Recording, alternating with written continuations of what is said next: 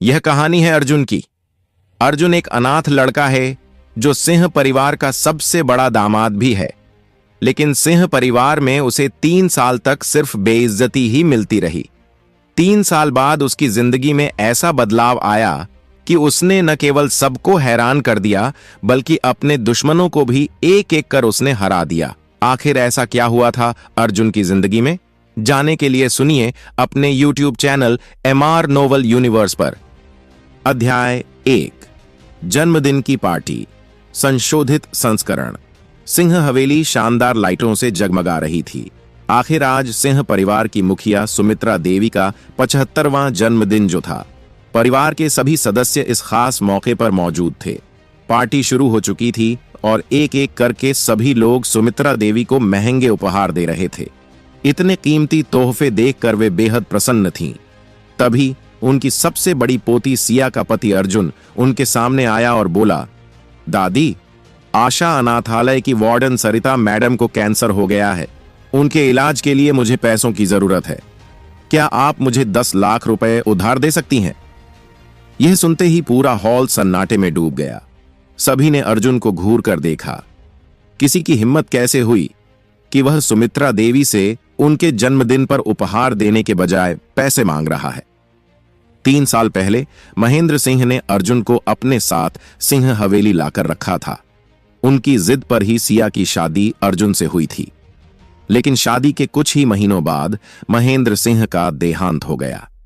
उनके निधन के बाद अर्जुन की जिंदगी मुश्किलों से घिर गई। परिवार के लोग उसे घर से निकालने का मौका ढूंढते रहते थे। यहां तक कि सिया के माता पिता भी उसे अपमानित करने से नहीं चूकते थे। लेकिन अर्जुन हमेशा चुपचाप सब सहन करता रहा। मगर आज उसे अपने अपमान का पूरा एहसास था। फिर भी सरिता मैडम की जान बचाने के लिए उसे सुमित्रा देवी से मदद मांगनी पड़ी। वही सरिता मैडम जिन्होंने उसे बचपन में सहारा दिया था और पाला था। वह उनके लिए कुछ भी कर सकता था। उसने सोचा था कि शायद जन्मदिन के मौके पर सुमित्रा देवी का मूड अच्छा होगा और वे दयालुता दिखाते हुए मदद कर देंगी। लेकिन नतीजा उल्टा निकला। जैसे ही सुमित्रा देवी ने उसकी बात सुनी, उनकी मुस्कान गायब हो गई। उन्होंने गुस्से से उसे घूरा और चिल्लाई, नालायक! तेरी हिम्मत कैसे हुई कि मेरे जन्मदिन पर मुझे उपहार देने के बजाय मुझसे पैसे मांग रहा है? तभी वहां सिया आई और बोली, दादी, अर्जुन का इरादा आपको अपमानित करने का नहीं था। कृपया इसे माफ कर दीजिए। यह कहकर वह अर्जुन को वहां से खींच कर ले जाने लगी। यह देखकर सिया की कजिन नेहा ने तंज कसते हुए कहा, सिया, तुमने कितने घटिया इंसान से शादी की है। मेरे मंगेतर विवेक को देखो, अभी हमारी शादी भी नहीं हुई, फिर भी उसने दादी को जड़ाऊ हार तोहफे में दिया है। और तुम्हारा निकम्मा पति एक तो खाली हाथ पार्टी में आया है, ऊपर से दादी से 10 लाख मांग रहा है। विवेक भी बीच में बोल पड़ा, नेहा, तुम सही कह रही हो। अर्जुन, हम दोनों ही इस घर के दामाद हैं, लेकिन तुम इस परिवार पर कलंक हो। विवेक जयपुर के एक अमीर परिवार से था। वह भले ही नेहा का मंगेतर था, लेकिन सिया को पसंद करता था क्योंकि वह नेहा से ज्यादा खूबसूरत थी। जब उसे सिया और अर्जुन की शादी की खबर मिली थी तो वह बहुत निराश हुआ था और उसे गुस्सा भी आया था। वहां खड़े अन्य लोग भी बोलने लगे, इस निकम्मे को अभी परिवार से धक्के मारकर बाहर निकाल देना चाहिए। शायद ये यहां पैसे मांगने नहीं, बल्कि दादी के जन्मदिन का माहौल खराब करने आया है। यह सब सुनकर अर्जुन का गुस्सा बढ़ने लगा। अगर बात इतनी गंभीर न होती तो वह कब का पार्टी छोड़कर जा चुका होता। उसे अपने पिता महेंद्र सिंह की बात याद आ रही थी। अगर कोई तुम्हारी मदद करता है तो जरूरत पड़ने पर तुम्हें भी उनकी मदद करनी चाहिए। इसलिए उसने गुस्से को काबू रखते हुए कहा, दादी, किसी की जान बचाना बहुत बड़ा पुण्य है। मैं आपसे दया की भीख मांगता हूं। यह सुनते ही नेहा का बड़ा भाई अभय बोला, अर्जुन, अपनी बकवास बंद करो। अगर तुम्हें किसी की मदद करनी है तो खुद जाकर पैसे जमा करो। अभय और नेहा दोनों सिया से जलते थे और हमेशा उसे नीचा दिखाने का मौका ढूंढते थे। सिया को उनकी बातें पसंद नहीं आई।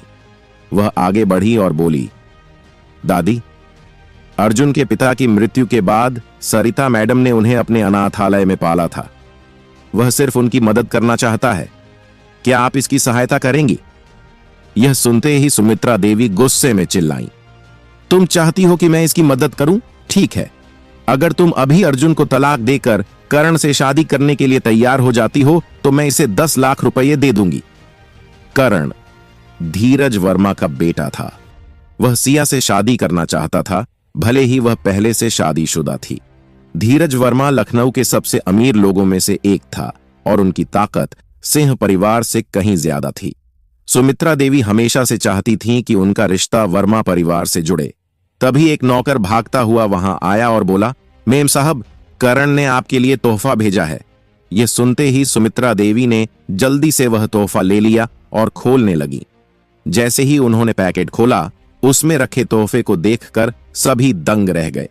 वह एक सोने की मूर्ति थी जिसमें कई महंगे रत्न जड़े हुए थे। देखने से ही पता चल रहा था कि वह बहुत शानदार और महंगी थी। सुमित्रा देवी यह देखकर बेहद खुश हुईं और मन ही मन सोचने लगीं, काश करण ही मेरा दामाद होता तो कितना अच्छा होता। अध्याय 2। कौन है अर्जुन? सुमित्रा देवी ने जब करण के भेजे महंगे तोहफे देखे तो उनका उसे दामाद बनाने का इरादा और मजबूत हो गया। उन्होंने सिया की ओर देखते हुए पूछा, तो क्या फैसला किया तुमने? क्या तुम अर्जुन को तलाक देने के लिए तैयार हो? सिया ने धीमी आवाज में जवाब दिया, नहीं दादी, मैं अर्जुन को कभी तलाक नहीं दूंगी। यह सुनकर सुमित्रा देवी गुस्से से आग बबूला हो गईं। वह चिल्लाईं, नालायक लड़की, इस लूजर में ऐसी क्या खास बात है कि तुम इस पर अपना वक्त बर्बाद करना चाहती हो? इसे अभी धक्के मारकर सिंह हवेली से बाहर फेंक दो। मैं इसका चेहरा भी नहीं देखना चाहती। अर्जुन ने जब यह सुना तो वह निराश हो गया। अब वह वहां और रुकना नहीं चाहता था। उसने सिया से कहा, सिया, मैं सरिता मैडम से मिलने अस्पताल जा रहा हूं, तुम मेरी चिंता मत करो। सिया उसके साथ जाना चाहती थी, लेकिन यह देखकर सुमित्रा देवी फिर चिल्लाईं, सिया, अगर तुम यह पार्टी छोड़कर गईं तो तुम्हारा मुझसे कोई संबंध नहीं रहेगा। तुम अपने मम्मी पापा और अपने पति के साथ इस परिवार को छोड़ सकती हो। यह सुनकर सिया हैरान रह गई। उसे दादी से इतने कठोर फैसले की उम्मीद नहीं थी। तभी अर्जुन बोला, सिया, मेरी चिंता मत करो, तुम यहीं रुको। इससे पहले कि सिया कुछ कह पाती, अर्जुन मुड़ा और वहां से जाने लगा। जाते जाते अभय ने उसे अपमानित करने के लिए ताना मारा, अर्जुन, तुम यहां से भूखे पेट जा रहे हो तो क्या तुम बाहर जाकर सड़कों पर भीख मांगकर खाना खाओगे? तुम्हारे ऐसा करने से सिंहा परिवार का नाम खराब होगा, जो मैं नहीं चाहता। यह कहकर उसने अपनी जेब से 10 रुपए का सिक्का निकाला और अर्जुन के पैरों के पास फेंक दिया। यह देखकर वहां खड़े लोग जोर जोर से हंसने लगे। अर्जुन ने अपना गुस्सा दबाया और वहां से चला गया। अस्पताल में एक नई पहचान सिंह हवेली से निकलकर अर्जुन सीधा अस्पताल पहुंचा। वहां वह रिसेप्शन पर गया ताकि सरिता मैडम के इलाज के लिए कुछ दिन की मोहलत मांग सके, लेकिन वहां उसे पता चला कि सरिता मैडम को जयपुर के एक बड़े अस्पताल में भेज दिया गया है। यह सुनकर अर्जुन हैरान रह गया और पूछा, मुझे कितने रुपए जमा करने होंगे? मैं कुछ भी करके सारे पैसे चुका दूंगा। वहां बैठी नर्स ने जवाब दिया, कुल 30 लाख का खर्च होगा, जिसमें से 10 लाख रुपए पहले ही जमा हो चुके हैं। अब आपको 1 हफ्ते में 20 लाख रुपए जमा करने होंगे। अर्जुन ने चौंक कर पूछा, 10 लाख रुपए? इतने पैसे किसने जमा किए? क्या आप मुझे उनका नाम बता सकती हैं? नर्स ने कहा, हमें इस बारे में कोई जानकारी नहीं है। अर्जुन को समझ नहीं आया कि क्या करे। वह चुपचाप अस्पताल से बाहर निकल आया। वह यह सोच ही रहा था कि इतने रुपए किसने जमा कराए, तभी पीछे से एक आवाज आई, मास्टर अर्जुन। अर्जुन अचानक चौंक गया। जब उसने पीछे देखा तो उसे एक 50 साल का आदमी ग्रे रंग का सूट पहने खड़ा दिखाई दिया। उसे देखकर अर्जुन को अपना बचपन याद आ गया। वह बोला, शिव चाचा। वह आदमी शिव नारायण था, जयपुर के सबसे बड़े बिजनेसमैन शशिकांत मित्तल का मैनेजर। शिव नारायण ने चौंकते हुए पूछा, इतने साल बाद भी आपने मुझे पहचान लिया? अर्जुन ने कहा, हां, मैं आपको पहचानता हूं। शिव बोले, आखिर मैंने आपको ढूंढ ही लिया। आपने इतने सालों से जो दुख और तकलीफें सही हैं, उसके लिए मैं जितनी माफी मांगूं उतनी कम है। कृपया मुझे माफ कर दीजिए। अर्जुन ने ठंडे स्वर में पूछा, आपको मुझसे क्या काम है? शिव नारायण ने दुखी स्वर में जवाब दिया, छोटे साहब, जब शशिकांत जी को आपके पिता की मौत का पता चला तो उन्हें बहुत गहरा धक्का लगा था। उन्होंने आपको ढूंढने की बहुत कोशिश की। कृपया घर चलिए, साहब आपसे मिलकर बहुत खुश होंगे। अर्जुन ने गुस्से से कहा, मैं वापस उस घर में कभी नहीं जाऊंगा। शिव नारायण ने पूछा, क्या आप अभी भी अपने दादा से नाराज हैं? अर्जुन ने कठोर लहजे में जवाब दिया, हां, और मैं उन्हें जिंदगी भर माफ नहीं करूंगा। शिव नारायण ने निराश होकर कहा, मेरे यहां आने से पहले शशिकांत जी ने मुझसे कहा था कि आप उनसे मिलने के लिए नहीं मानेंगे। अर्जुन व्यंग्य से मुस्कुराया, जानकर अच्छा लगा कि उनमें अब भी भावनाएं बाकी हैं। शिव नारायण उसकी कड़वी बातों को नजरअंदाज करते हुए बोले, साहब ने मुझसे कहा था कि आप सालों से मुश्किलों से भरी जिंदगी जी रहे हैं। उन्होंने कहा था कि अगर आप उनसे मिलने को तैयार न हो तो भी मैं यहां रहकर आपकी हर संभव मदद करूं। अर्जुन का गुस्सा बढ़ता जा रहा था। शिव नारायण आगे बोले, जल्द ही साहब जयपुर में आपके नाम से एक बहुत बड़ा बिजनेस खरीदने वाले हैं। उन्होंने आपको यह सिटी बैंक का एक्सक्लूसिव कार्ड भेजा है, जिसका पिन आपके जन्मदिन की तारीख है।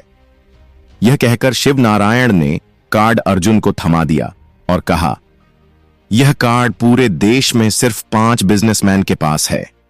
अर्जुन ने कार्ड वापस करते हुए कहा, इसे वापस ले जाइए, मुझे इसकी कोई जरूरत नहीं है। शिव नारायण सिर हिलाते हुए बोले, मैं इसे वापस नहीं ले सकता, आप इसे रख लीजिए।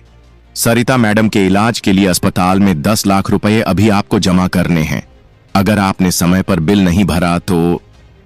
अर्जुन ने उसे गुस्से से घूरते हुए कहा, क्या आप मुझे डराने की कोशिश कर रहे हैं? शिव नारायण जल्दी से बोले, नहीं, मेरा मतलब यह था कि आप इस कार्ड का उपयोग करके अस्पताल का बिल भर सकते हैं। अर्जुन ने पूछा, इस कार्ड में कितने रुपए हैं? शिव नारायण ने कहा, साहब ने इसमें आपकी पॉकेट मनी जमा कराई है, बस 100 करोड़ रुपए। अध्याय 3, अर्जुन की असलियत। अर्जुन अब अपने अंदर एक नई शक्ति महसूस कर रहा था। उसे लगने लगा था कि अब वक्त आ गया है कि वह अपने साथ हुए अन्याय का बदला ले, लेकिन सबसे पहले उसे अपने दादा के बारे में और ज्यादा जानकारी जुटानी थी। अगली सुबह वह जल्दी उठा और बिना किसी को बताए विशेष बिल्डर्स के हेड ऑफिस पहुंच गया। ऑफिस के बाहर एक बड़ा सा बोर्ड लगा था, विशेष बिल्डर्स प्राइवेट लिमिटेड। वहां का माहौल बहुत ही प्रोफेशनल था। विशेष बिल्डर्स का नया मालिक जैसे ही अर्जुन अंदर गया, सिक्योरिटी गार्ड ने उसे रोक लिया। माफ कीजिए सर, बिना अपॉइंटमेंट के आप अंदर नहीं जा सकते। अर्जुन मुस्कुराया और अपनी जेब से एक छोटा सा कार्ड निकाला। यह वही सिटी बैंक एक्सक्लूसिव कार्ड था जो उसे शिव नारायण ने दिया था। गार्ड ने कार्ड पर नजर डाली, फिर अचानक चौकन्ना होकर बोला, माफ कीजिए सर, आप अंदर जा सकते हैं। अर्जुन को लगा कि इस कार्ड की ताकत सिर्फ पैसों तक सीमित नहीं थी, बल्कि यह एक पहचान थी जिससे मित्तल परिवार से जुड़े लोग उसे पहचान सकते थे। सीईओ केबिन में अर्जुन सीधे सीईओ केबिन में गया। वहां एक अधेड़ उम्र का व्यक्ति बैठा था जिनका नाम धीरज वर्मा था। वे इस कंपनी के सीईओ थे और काफी अनुभवी व्यक्ति लग रहे थे। धीरज वर्मा ने जैसे ही अर्जुन को देखा, वे खड़े हो गए। आपको देखकर खुशी हुई सर, हमें बताया गया था कि आप आज कभी भी आ सकते हैं। कृपया बैठिए। अर्जुन बैठते हुए बोले, धीरज जी, मुझे इस कंपनी के बारे में सब कुछ जानना है। धीरज वर्मा ने मुस्कुराते हुए एक फाइल अर्जुन की तरफ बढ़ाई। विशेष बिल्डर्स अब पूरी तरह से आपका है सर। यहां 500 से ज्यादा कर्मचारी काम करते हैं और यह लखनऊ की सबसे बड़ी कंस्ट्रक्शन कंपनी है। अर्जुन ने ध्यान से फाइल पढ़ी। यह कंपनी वास्तव में बहुत बड़ी थी और यह मित्तल ग्रुप का सीधा प्रतिद्वंदी बन सकती थी। तभी धीरज वर्मा ने कहा, सर, मैं आपको एक जरूरी बात बताना चाहता हूं। क्या? अर्जुन ने पूछा। आपके दादा शशिकांत मित्तल जी आपको वापस अपने परिवार में चाहते हैं, लेकिन आपके चाचा मुकुल मित्तल और उनके बेटे विक्रम मित्तल ऐसा नहीं चाहते। वे नहीं चाहते कि आप इस संपत्ति में कोई हिस्सा लें। अर्जुन को अब समझ आने लगा था कि असली दुश्मन कौन है। शर्मा परिवार में हलचल, उधर सिंह हवेली में हलचल मची हुई थी। सिया की दादी सुमित्रा देवी अपने कमरे में बैठी थी। उनके सामने महेंद्र सिंह, शर्मा ग्रुप के चेयरमैन, और विवेक बैठे हुए थे। सुमित्रा देवी ने गहरी आवाज में कहा, हमें किसी भी हालत में मित्तल ग्रुप से जुड़ना है। इसके लिए हमें सिया की शादी विवेक से करवानी होगी। महेंद्र सिंह बोले, लेकिन वह लड़का अर्जुन, वह तलाक देने को तैयार नहीं है। विवेक मुस्कुराया, चिंता मत कीजिए, मैं उसे इस काबिल ही नहीं छोड़ूंगा कि वह सिया के साथ रह सके। अर्जुन का पहला कदम अर्जुन को अब इस खेल को समझना था। उसने मन ही मन फैसला किया, अगर सिंह परिवार को मित्तल ग्रुप तक पहुंचने की इतनी ही जल्दी है तो मैं उनकी राह में सबसे बड़ा रोड़ा बनूंगा। विशेष बिल्डर्स के मालिक बनने के बाद अर्जुन अब अपने असली रूप में आने वाला था। अध्याय 4। अर्जुन का ऑफिस में पहला दिन। अगले दिन सुबह अर्जुन जल्दी उठा। उसने सभी के लिए नाश्ता बनाया, फिर अपनी स्कूटी लेकर विशेष बिल्डर्स की बिल्डिंग पहुंचा। उसने बिल्डिंग की पार्किंग में अपनी स्कूटी खड़ी की और अंदर जाने लगा। तभी उसने वहां एक कपल को आते देखा। लड़का एक महंगा सूट पहने हुए था और बहुत ही हैंडसम और स्मार्ट लग रहा था। लड़की ने एक भड़कीली ड्रेस पहन रखी थी। वह लड़की कोई और नहीं बल्कि सिया की कजिन नेहा थी। उसके साथ जो लड़का था वह उसका मंगेतर विवेक अवस्थी था। अर्जुन सकपका गया। उसे समझ नहीं आ रहा था कि वे दोनों यहां क्या कर रहे थे, लेकिन वह जानता था कि अगर वह किसी मुश्किल में नहीं पड़ना चाहता था तो उसे उन्हें नजरअंदाज करना पड़ेगा। लेकिन इससे पहले कि वह छिप पाता, उन दोनों ने उसे देख लिया। सबसे पहले नेहा ने उसे पहचाना। वह चिल्लाई, अर्जुन! नेहा ने उसे अच्छे तरीके से पुकारा था, फिर भी अर्जुन के शरीर में एक सिहरन दौड़ गई। अर्जुन जहां था वहीं रुक गया। जब नेहा उसके पास पहुंची तो अर्जुन ने पूछा, नेहा, तुम यहां कैसे? नेहा हंसते हुए बोली, विवेक यहां इस कंपनी की वाइस चेयरमैन मिस स्वाति से मिलने आया है। मैं उसकी मदद करने के लिए आई हूं। फिर वह विवेक की तरफ मुड़ी और उसे प्यार से देखते हुए बोली, अवस्थी ग्रुप विशेष बिल्डर्स के साथ कई बड़े प्रोजेक्ट करने की योजना बना रहा है। इससे अवस्थी परिवार को बहुत फायदा होगा। वह अर्जुन की ओर गर्व भरी नजरों से देखते हुए बोली, भविष्य में सिंह ग्रुप को भी इस पार्टनरशिप से बहुत फायदा होगा। अर्जुन को नहीं पता था कि अवस्थी ग्रुप और विशेष बिल्डर्स के बीच कोई साझेदारी थी। उसने अभी कंपनी संभाली थी, इसलिए उसके पास सारी जानकारी नहीं थी। लेकिन उसने अपने चेहरे पर एक झूठी आदर भरी मुस्कान रखी और बोला, मिस्टर विवेक सचमुच एक महान और शानदार बिजनेसमैन हैं। आपकी जैसी जोड़ी तो पूरे देश में क्या, पूरी दुनिया में भी किसी की नहीं होगी। विवेक ने अर्जुन की तरफ नफरत से देखा। उसे अर्जुन पर बहुत गुस्सा आ रहा था। कल सबके सामने सुमित्रा देवी ने इस लूजर की कितनी बेइज्जती की थी, मगर आज यह जोकर ऐसे मुस्कुरा रहा था जैसे कुछ हुआ ही ना हो। सच तो यह था कि विवेक को नेहा नहीं बल्कि सिया पसंद थी। उसे लगता था कि अगर अर्जुन नहीं होता तो वह आसानी से सिया से शादी कर सकता था। नेहा तो सिया की बराबरी कभी कर ही नहीं सकती थी। विवेक ने गुस्से से लंबी सांस ली और अहंकार भरी आवाज में पूछा, तू यहां क्या कर रहा है? अर्जुन ने जवाब दिया, मैं यहां अपनी नौकरी के लिए आया हूं। विवेक यह सुनकर जोर से हंसने लगा और मजाक उड़ाते हुए बोला, तू जैसा लूजर इतनी बड़ी कंपनी में जॉब करेगा? हा हा हा, तेरा दिमाग खराब हो गया है क्या? अर्जुन ने त्योरी चढ़ाते हुए पूछा, तुझे इससे क्या मतलब कि मैं कहां नौकरी करता हूं?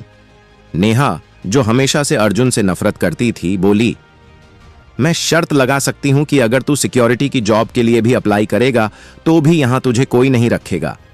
तेरी औकात क्या है? तुझे तो सिर्फ सड़कों की सफाई करने की नौकरी मिलेगी।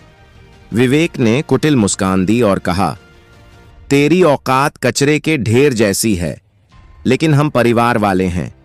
मैं इस कंपनी की वाइस चेयरमैन को जानता हूं। मैं तेरी सिफारिश कर सकता हूं कि तुझे सफाई करने की जॉब मिल जाए, लेकिन इसके लिए तुझे मेरे पैरों में गिरकर माफी मांगनी पड़ेगी। अर्जुन ने अपने होंठ टेढ़े किए और मुंह बनाते हुए बोला, मैं किस जॉब के लिए आया हूं तुझे क्या मतलब? तुझे अपनी कंपनी पर ध्यान देना चाहिए। विशेष बिल्डर्स बहुत बड़ी कंपनी है। वह तुम जैसे ऐरे गैरों के साथ काम नहीं करना चाहेगी। विवेक का पारा चढ़ गया। वह गुर्राते हुए बोला, ए लूजर, तूने किसे ऐरा गैरा बोला? अर्जुन ने अपमान भरी आवाज में जवाब दिया, तुझे। यह कहकर अर्जुन मुड़ा और बिल्डिंग की तरफ बढ़ गया। पीछे से विवेक की गुस्से भरी आवाज आ रही थी, लेकिन उसने अनसुना कर दिया। विवेक चिल्लाया, तेरी इतनी हिम्मत? रुक, वहीं रुक। वह तेजी से अर्जुन की तरफ भागा। वह उसे सबक सिखाना चाहता था और उसके मुंह पर 2 घूंसे मारना चाहता था, लेकिन अब तक वे लोग बिल्डिंग के अंदर आ चुके थे। विवेक को डर था कि यहां झगड़ा करने से उसकी साख पर असर पड़ेगा और कहीं वाइस चेयरमैन गुस्सा न हो जाए, इसलिए उसने अपना गुस्सा फिलहाल दबा दिया। उसने दांत पीसते हुए कहा, आज तेरी किस्मत अच्छी थी जो तू मेरे हाथों से बच गया, लेकिन अगली बार तुझे इसका खामियाजा भुगतना पड़ेगा। अर्जुन उसकी बात का कोई जवाब दिए बिना लिफ्ट में घुस गया। लिफ्ट के दरवाजे बंद होने से पहले उसने कहा, तुझे लगता है कि तेरी पहुंच बहुत दूर तक है? बहुत जल्द तुझे पता चल जाएगा कि घमंडी और डीठ लोगों का अंजाम क्या होता है। You bastard! विवेक का चेहरा गुस्से से लाल हो गया। वह लिफ्ट में घुसकर अर्जुन को सबक सिखाना चाहता था, लेकिन तभी नेहा ने उसे रोक लिया। वह बोली, इसे जाने दो। अगर हम उस लूजर के साथ एक लिफ्ट में जाएंगे तो उसकी बदबू से हमारा दम घुट जाएगा। उसकी बातों पर सिर हिलाते हुए विवेक बोला, आज तो तू बच गया, मगर अगली बार तू मेरे हाथों से नहीं बच पाएगा। विशेष बिल्डर्स का नया चेयरमैन अर्जुन लिफ्ट से सीधा टॉप फ्लोर पर पहुंचा, जहां वाइस चेयरमैन स्वाति का ऑफिस था। शिवनारायण ने पहले ही विशेष बिल्डर्स में उसके लिए सारी तैयारियां कर दी थीं। स्वाति ने जब अर्जुन को देखा तो उसे यकीन नहीं हुआ। उसे नहीं पता था कि जिस व्यक्ति की जिम्मेदारी उसे सौंपी गई थी वह इतना यंग और स्मार्ट होगा। उसने खुद को संभालते हुए कहा, वेलकम सर, आइए मैं आपको आपके ऑफिस में ले चलती हूं। अध्याय 5 भाग 2। अर्जुन की नई योजना। विवेक सूरज को विशेष बिल्डर्स से बाहर निकाले जाने की खबर पूरे व्यापार जगत में आग की तरह फैल गई। अवस्थी ग्रुप की साख को जबरदस्त झटका लगा था। कंपनी के शेयर नीचे गिरने लगे थे और उनके बड़े इन्वेस्टर्स चिंतित हो गए थे। उधर अर्जुन ऋषभ अपने ऑफिस में बैठा था। उसकी आंखों में एक अलग ही चमक थी। उसने अपनी पहली चाल सही चली थी, लेकिन यह तो सिर्फ शुरुआत थी। तभी स्वाति दरवाजे पर दस्तक देकर अंदर आई। सर, अवस्थी ग्रुप के सीईओ महेंद्र अवस्थी ने हमसे मीटिंग के लिए अनुरोध किया है। वो इस फैसले पर पुनर्विचार चाहते हैं, स्वाति ने कहा। अर्जुन मुस्कुराया। उन्हें कहो कि विशेष बिल्डर्स अब सिर्फ उन्हीं कंपनियों के साथ काम करेगा जो हमारी शर्तों को मानेंगी। अगर अवस्थी ग्रुप को पार्टनरशिप चाहिए तो उन्हें अपने वाइस चेयरमैन विवेक को पद से हटाना होगा। स्वाति यह सुनकर चौंक गई। सर, क्या आप वाकई ऐसा चाहते हैं? बिल्कुल, अर्जुन ने ठंडे स्वर में कहा। मुझे उन लोगों को उनकी औकात दिखानी है जो दूसरों को नीचा दिखाने में ही अपनी ताकत समझते हैं। दूसरी तरफ अवस्थी परिवार में हलचल। विवेक जब अपने घर पहुंचा तो उसके पिता महेंद्र अवस्थी और दादा धीरज वर्मा नारायण राव गुस्से में बैठे थे। तूने हमें बर्बाद कर दिया विवेक! महेंद्र अवस्थी गरजे। दादाजी, पापा, मैंने कुछ नहीं किया। किसी ने हमारे खिलाफ साजिश रची है, विवेक ने सफाई दी। धीरज वर्मा ने गहरी सांस ली और ठंडे स्वर में बोले, मुझे नहीं पता कि इस खेल के पीछे कौन है, लेकिन हमें इस गलती को सुधारना होगा। विशेष बिल्डर्स के साथ हमारा जुड़ाव बहुत जरूरी है। हमें अपने सभी संबंधों को इस्तेमाल करना होगा। लेकिन दादाजी, विवेक ने हकलाते हुए कहा, स्वाति तो हमारी बात भी नहीं सुन रही। तू चुप कर, अब इस मामले में मैं खुद बात करूंगा, धीरज वर्मा ने फैसला सुनाया। अर्जुन का अगला कदम। अर्जुन जानता था कि अवस्थी ग्रुप इतनी आसानी से हार मानने वाला नहीं था, इसलिए उसने पहले से ही अगली चाल सोच रखी थी। उसने अपने सहायक करण को बुलाया। करण, मुझे अवस्थी ग्रुप की पूरी वित्तीय रिपोर्ट चाहिए। देखना होगा कि उनकी कमजोरी क्या है, और हां, यह सब बेहद गोपनीय रहना चाहिए। जी सर, करण ने सिर हिलाया और तुरंत काम में लग गया। अर्जुन के चेहरे पर हल्की मुस्कान थी। अब देखता हूं, विवेक अवस्थी, तुम्हारे घमंड को और कैसे चकनाचूर कर सकता हूं। अभय की योजना। दूसरी तरफ अभय को पूरा यकीन था कि सिया यह प्रोजेक्ट जीत ही नहीं सकती। उसने अपने कुछ बिजनेस पार्टनर्स से बात करनी शुरू कर दी ताकि अग्रवाल बिल्डर्स तक अपनी पहुंच बना सके और किसी भी हाल में यह डील खुद हासिल कर सके। अगर सिया यह प्रोजेक्ट नहीं जीत सकती तो मुझे उसे खोने का कोई डर नहीं होगा, लेकिन अगर उसने जीत लिया तो मुझे अर्जुन के सामने शर्मिंदा होना पड़ेगा। अभय ने खुद से बुदबुदाया। उसने अपने दोस्तों से कहा, मुझे अग्रवाल बिल्डर्स के नए चेयरमैन के बारे में सारी जानकारी चाहिए। वो कौन है, कहां से आया है, उसके पिछले बिजनेस क्या रहे हैं, सब कुछ। सिया की तैयारी अगले दिन सुबह सिया अर्जुन के साथ बैठकर इस प्रोजेक्ट के लिए एक योजना बनाने लगी। अर्जुन ने कहा, हमें पहले यह समझना होगा कि अग्रवाल बिल्डर्स को असल में क्या चाहिए। अगर हम उनके विजन के हिसाब से अपनी प्रेजेंटेशन बनाएंगे तो हमारे जीतने की संभावना बढ़ जाएगी। सिया ने सिर हिलाया और बोली, लेकिन हमें उनके नए चेयरमैन से मिलने की जरूरत है। अगर हम सीधे उनसे बात कर सके तो शायद हम उन्हें इंप्रेस कर पाएं। अर्जुन हल्का सा मुस्कुराया और बोला, वो तो हो ही जाएगा, बस सही वक्त का इंतजार करो। सिया को अर्जुन की इस बात पर थोड़ी हैरानी हुई, लेकिन उसने ज्यादा सवाल नहीं किए। अभय का बड़ा दांव उधर। अभय को अपने सोर्सेस से कुछ खास जानकारी मिली। तो ये नया चेयरमैन मित्तल ग्रुप का हिस्सा है। दिलचस्प, अभय ने सोचा। उसने तुरंत अपने एक बिजनेस एसोसिएट को फोन मिलाया और बोला, मुझे इस चेयरमैन तक पहुंचना है, मुझे इस डील में हर हाल में जीतना है। अभय की योजना थी कि वो किसी भी तरह से इस डील को सिया के हाथों से छीन ले। अर्जुन का मास्टर स्ट्रोक। अर्जुन को पता था कि अभय चुप नहीं बैठेगा। उसे पहले से ही अंदाजा था कि अभय क्या करने वाला है, लेकिन उसने कुछ नहीं कहा। वो बस सही वक्त का इंतजार कर रहा था। 3 दिन पूरे होने में अब सिर्फ 24 घंटे बचे थे। क्या सिया यह प्रोजेक्ट जीत पाएगी? क्या अर्जुन के पास कोई ऐसी योजना थी जिससे वह अभय को हरा सके? अध्याय 8, मदद की पेशकश। जब सिया और अर्जुन घर पहुंचे तो माहौल बहुत गर्म था। सिया की मां कामना उस पर बरसते हुए बोली, सिया, तुम्हारा दिमाग खराब हो गया है क्या? तुमने इस नालायक की बात कैसे मान ली? तुम्हें पता भी है कि अग्रवाल बिल्डर्स का प्रोजेक्ट पाना कितना मुश्किल है, फिर भी तुमने ये जिम्मेदारी खुद ले ली।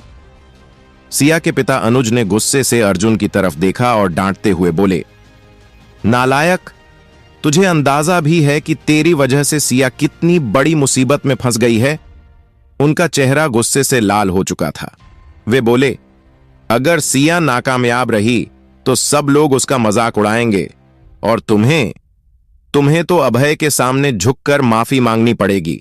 हमारा परिवार कहीं मुंह दिखाने लायक नहीं रहेगा। हमारी सारी इज्जत मिट्टी में मिल जाएगी। अर्जुन गंभीर होकर बोला, लेकिन मम्मी पापा, अगर सिया सफल हो जाती है और उसे यह प्रोजेक्ट मिल जाता है तो सब कुछ ठीक हो जाएगा। कामना गुस्से से चिल्लाई, सिया कभी भी यह प्रोजेक्ट नहीं जीत पाएगी। तुमने क्या अग्रवाल बिल्डर्स को कोई छोटी मोटी कंपनी समझ रखा है? तुम्हें अंदाजा भी है कि वे इस शहर की सबसे बड़ी कंपनी है। हमारे जैसी छोटी कंपनी की तरफ वो देखने तक की जरूरत नहीं समझेंगे। अर्जुन हल्की मुस्कान के साथ बोला, वे हमारी तरफ जरूर देखेंगे और मैं जानता हूं कि सिया ये प्रोजेक्ट जरूर हासिल करेगी। वो सफल जरूर होगी। कामना उस पर हंसते हुए बोली, अच्छा, तुम्हें कैसे पता? क्या तुम अग्रवाल बिल्डर्स के मालिक हो? हमें तो पता ही नहीं था कि तुमने इतना बड़ा राज छिपा रखा है। फिर उसे घूरते हुए बोली, तुमने हमें बेवकूफ समझ रखा है? सिया अपने माता पिता को अर्जुन का मजाक उड़ाते देख नहीं रही थी। वह बोली, मम्मी पापा, अर्जुन को मत डांटिए, यह मेरा फैसला था। मैं नहीं चाहती कि कोई हमारे परिवार को नीचा दिखाए। इतने सालों तक हमने बहुत दिक्कतें झेली हैं। अब मेरे पास मौका है कि मैं अपने परिवार का सम्मान वापस ला सकूं। कामना जोर से बोली, कुछ भी हो जाए, यह काम तुम नहीं कर सकती। सिर्फ तुम ही नहीं, अगर तुम्हारी दादी भी होती तो भी वे अग्रवाल बिल्डर्स से ये प्रोजेक्ट नहीं जीत पाती। वे उन्हें कोई भाव तक नहीं देंगे। उनकी कहासुनी के बीच अर्जुन के चेहरे पर एक कड़वी मुस्कान आ गई। वह शर्त लगा सकता था कि उसके सास ससुर कभी सोच भी नहीं सकते थे कि उनका दामाद असल में अग्रवाल बिल्डर्स का मालिक था। तभी दरवाजे की घंटी बजी। कामना ने लंबी सांस ली और दरवाजा खोलने चली गई। जब दरवाजा खुला तो अर्जुन ने देखा कि एक लड़का महंगा सूट पहने खड़ा था। वह बेहद हैंडसम और गुड लुकिंग था। कामना के चेहरे पर एक बड़ी मुस्कान आ गई। अरे करण, तुम यहां कैसे? वह लड़का करण था, वर्मा परिवार का सबसे छोटा बेटा। वह लंबे समय से सिया को पाने की कोशिश कर रहा था। करण मुस्कुराते हुए बोला, आंटी, मुझे पता चला कि सिया अग्रवाल बिल्डर्स के प्रोजेक्ट के लिए कोशिश कर रही है। मैंने सोचा कि मैं उसकी मदद कर सकता हूं। थैंक यू करण, तुमने हमें बचा लिया। कामना खुशी से झूमते हुए बोली। वे उसे इतने प्यार से देख रही थीं जैसे वह उनका दामाद हो। उन्होंने तुरंत उसे अंदर बुलाया और कहा, विवेक, क्या तुम सिया की मदद कर सकते हो इस प्रोजेक्ट को हासिल करने में? करण हंसते हुए बोला, बिल्कुल आंटी, मेरे पापा की अग्रवाल बिल्डर्स में अच्छी पहचान है। फिर वह सिया की तरफ मुड़ा। उसने अर्जुन की ओर देखा तक नहीं। उसके लिए अर्जुन एक छोटी चींटी के समान था। वह बोला, डियर, तुम परेशान मत हो।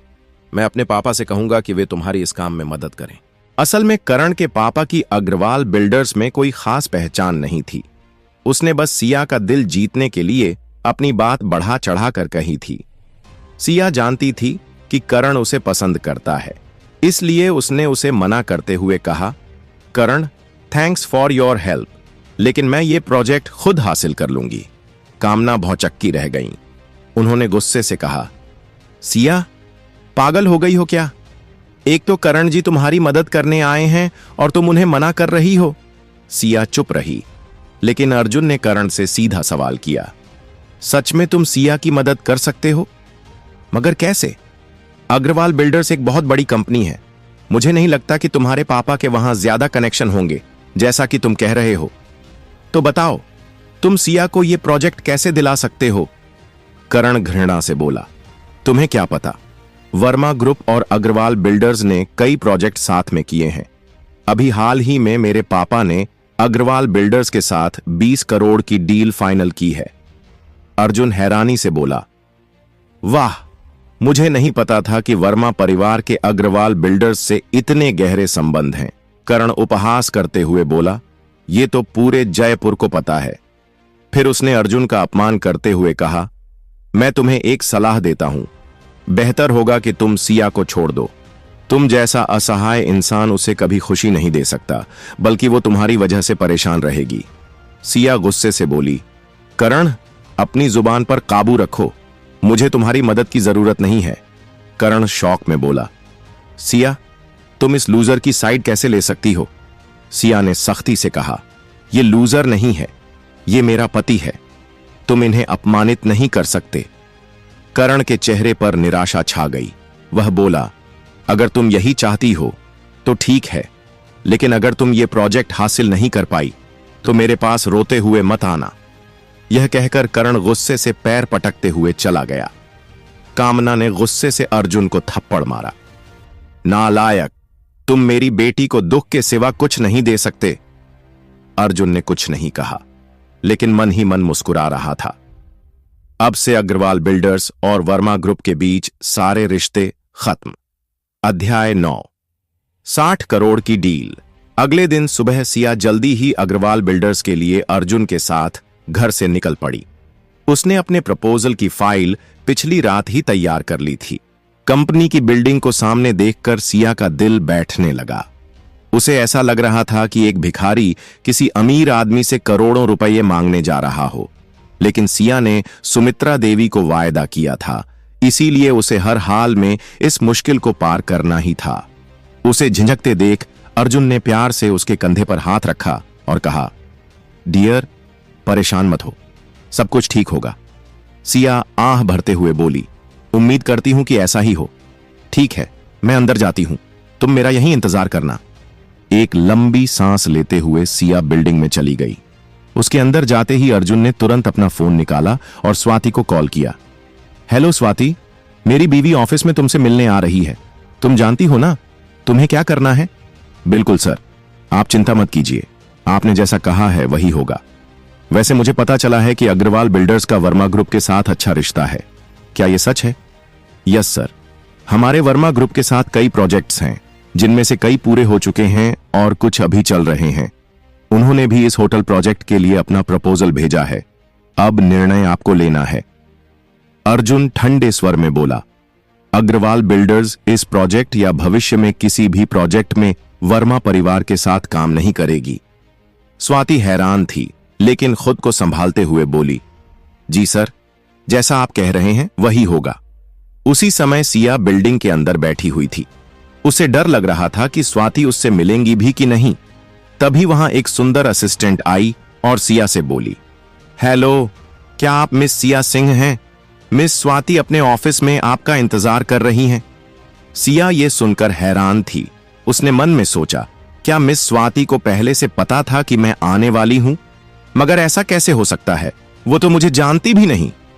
ऑफिस पहुंचने पर स्वाति ने सम्मान के साथ उसका स्वागत किया और बोली, हेलो सिया, मैं अग्रवाल बिल्डर्स की वाइस चेयरमैन स्वाति हूं। मुझे तुमसे मिलकर बहुत अच्छा लगा। सिया को स्वाति से मिलते हुए डर लग रहा था, क्योंकि स्वाति जयपुर की जानी मानी बिजनेस वुमन थी।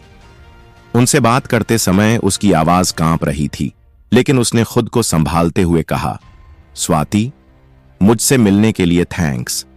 मैं यहां होटल प्रोजेक्ट के बारे में बात करने आई हूं। मैं जानती हूं कि सिंह ग्रुप बाकी कंपनियों की तरह ताकतवर और काबिल नहीं है, लेकिन मैं आपको यकीन दिलाती हूं कि हमारी कंपनी पूरी मेहनत और लगन के साथ काम करती है। हमने ऑनलाइन मार्केट में अच्छा नाम कमाया है। यह कहकर उसने अपने कंपनी की पोर्टफोलियो फाइल स्वाति की तरफ बढ़ा दी। इस फाइल में उन सभी प्रोजेक्ट्स की डिटेल्स हैं जिन पर हमारी कंपनी ने काम किया है। स्वाति ने मुस्कुराते हुए फाइल ले ली। थोड़ी देर फाइल देखने के बाद वह सिया की ओर देखती हैं और कहती हैं, मिस सिंह, मैंने आपकी फाइल देख ली है। मुझे लगता है कि इस प्रोजेक्ट के लिए हमारी कंपनी को आपसे अच्छा पार्टनर नहीं मिल सकता। यह प्रोजेक्ट आपकी कंपनी को दिया जाता है। सिया ये सुनकर हक्की बक्की रह गई। उसे विश्वास ही नहीं हो रहा था कि उसे इतनी आसानी से यह प्रोजेक्ट मिल गया था। स्वाति मुस्कुराते हुए कहती हैं, आपका हैरान होना स्वाभाविक है, क्योंकि आपकी कंपनी को हमने पहले कभी कोई प्रोजेक्ट नहीं दिया था। सच तो यह है कि आपकी कंपनी पर पहले हमें यकीन नहीं था, लेकिन हमारे नए चेयरमैन को आप पर पूरा विश्वास है, इसलिए यह प्रोजेक्ट आपको दिया जाता है। नए चेयरमैन? सिया ने हैरान होकर पूछा, क्या मैं नए चेयरमैन का नाम जान सकती हूं? स्वाति हल्का सा मुस्कुराई, हमारे नए चेयरमैन जयपुर के मित्तल परिवार से हैं। सिया को कुछ समझ नहीं आ रहा था। मैं अपने पति के अलावा किसी मित्तल को नहीं जानती। अर्जुन ने स्वाति को अपनी पहचान बताने से मना किया था, इसलिए स्वाति सिर्फ इतना ही बता सकती थी। सिया अपने पति अर्जुन के अलावा किसी और मित्तल नाम वाले इंसान को नहीं जानती थी, लेकिन उसने कभी यह नहीं सोचा था कि जिस पति को सभी लोग लूजर कहकर पुकारते थे, वह वास्तव में वही चेयरमैन है जिसके बारे में स्वाति बात कर रही थी। मिस सिया, आपने अपने प्रपोजल में इस प्रोजेक्ट के लिए 30 करोड़ रुपये कोट किए हैं। क्या यह ज्यादा है? सिया डरते हुए बोली। स्वाति हंसकर बोली, नहीं नहीं, यह बहुत कम है। सिया के चेहरे पर चिंता की लकीरें उभर आईं। आपका क्या मतलब है? हमारे चेयरमैन ने इसे बढ़ाकर 60 करोड़ करने के लिए कहा है।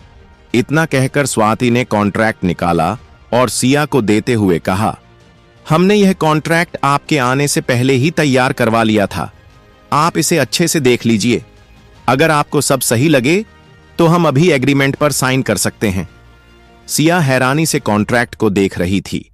उसे कभी नहीं लगा था कि जिस अग्रवाल बिल्डर्स के साथ सिंह ग्रुप का काम करना एक सपने जैसा था, वो इतनी आसानी से साइन करने के लिए तैयार था। इसके अलावा जो सुमित्रा देवी ने प्रोजेक्ट के लिए 30 करोड़ की बोली लगाई थी, उसे बढ़ाकर 60 करोड़ कर दिया गया था। यह तो उसके लिए किसी सपने जैसा था। तभी उसे याद आया कि जब वह अग्रवाल बिल्डर्स की बिल्डिंग के एंट्रेंस पर खड़ी थी, तो जहां उसके मन में निराशा और संदेह था, वहीं अर्जुन को पूरा भरोसा था कि उसे ही प्रोजेक्ट मिलेगा। क्या यह संभव है कि उसे पहले से ही पता था? अध्याय 10। मिल गया कॉन्ट्रैक्ट। अचानक सिया के मन में यह ख्याल आया कि मिस स्वाति जिस मिस्टर मित्तल की बात कर रही हैं, वो कहीं उसका पति तो नहीं है। लेकिन बहुत सोचने के बाद उसे यह विचार बेकार लगा। ऐसा कैसे हो सकता है? अर्जुन तो एक अनाथालय में पला बढ़ा था। वह मित्तल परिवार से कैसे जुड़ा हो सकता है? और यह 60 करोड़ की डील, 30 करोड़ ही बहुत ज्यादा थे इस प्रोजेक्ट के लिए। सिया खुद को रोक नहीं पाई और उसने मिस स्वाति से पूछा, स्वाति जी, क्या आप मिस्टर मित्तल का पूरा नाम बता सकती हैं? क्या उनका नाम अर्जुन है? उसकी यह बात सुनकर स्वाति के दिल की धड़कन तेज हो गई। बॉस ने फिलहाल अपनी पहचान छिपाकर रखने को कहा था। सार्वजनिक रूप से केवल सरनेम ही लिया जा सकता था। अगर उनकी पत्नी को इस बारे में पता चला तो बॉस उसे कभी माफ नहीं करेंगे। स्वाति घबराते हुए बोली, मिस सिया, मैं चाहूंगी कि इस बारे में आप मुझसे कुछ न पूछें। मिस्टर मित्तल एक बहुत ही प्रतिष्ठित परिवार के सदस्य हैं।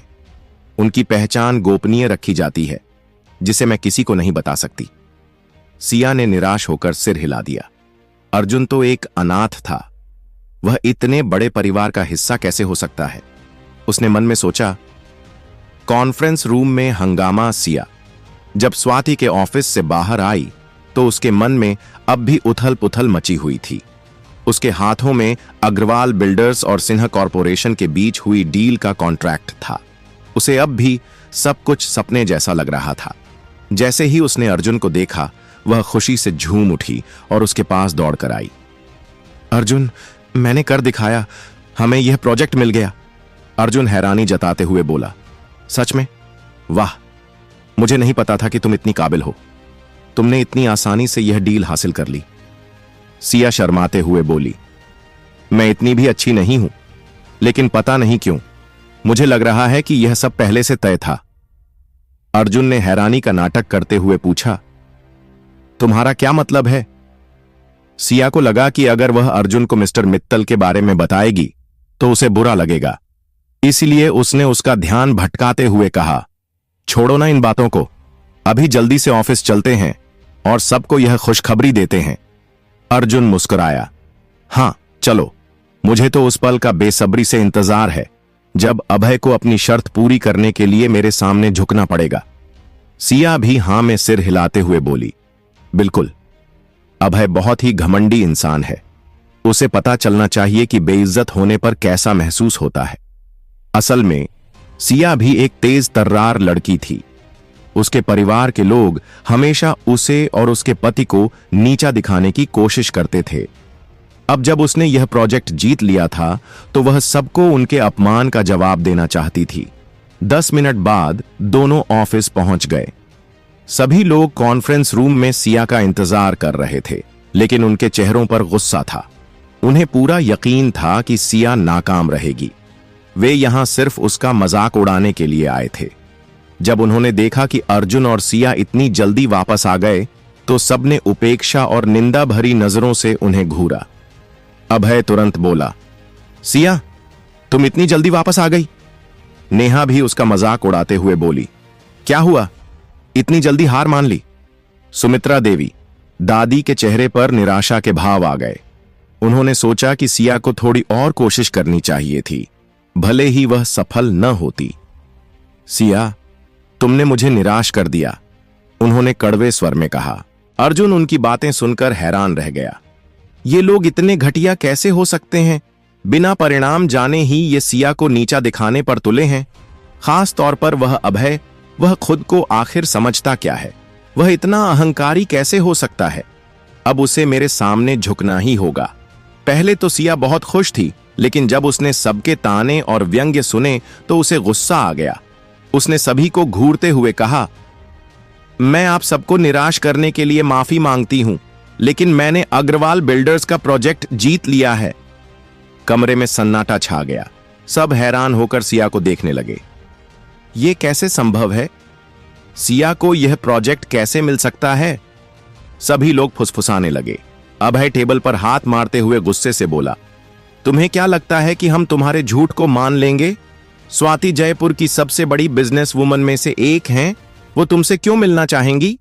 आखिर उनके सामने तुम्हारी औकात ही क्या है? जब सिया ने सबके चेहरों पर अविश्वास के भाव देखे तो उसने बैग से कॉन्ट्रैक्ट निकाला और सुमित्रा देवी के सामने रख दिया। दादी, ये रहे अग्रवाल बिल्डर्स के साथ हुए हमारे एग्रीमेंट के पेपर्स, आप इन्हें खुद चेक कर लीजिए। कॉन्फ्रेंस रूम में एक गहरा सन्नाटा छा गया। एग्रीमेंट के पेपर्स देखकर सबके होश उड़ गए। अभय अभी भी हार मानने को तैयार नहीं था। उसने तिरस्कार भरे लहजे में कहा, सिया ने जरूर नकली पेपर्स बनवाए होंगे। मुझे तो यकीन ही नहीं होता कि सिया सच में मिस स्वाति से मिली भी है। सिया मुस्कुराई। उसे पता था कि अभय जैसे लोग कभी अपनी हार स्वीकार नहीं कर सकते, लेकिन अब सबके सामने उसकी जीत का सबूत था। आगे क्या होगा जानने के लिए सुनते रहिए हमारे अगले एपिसोड।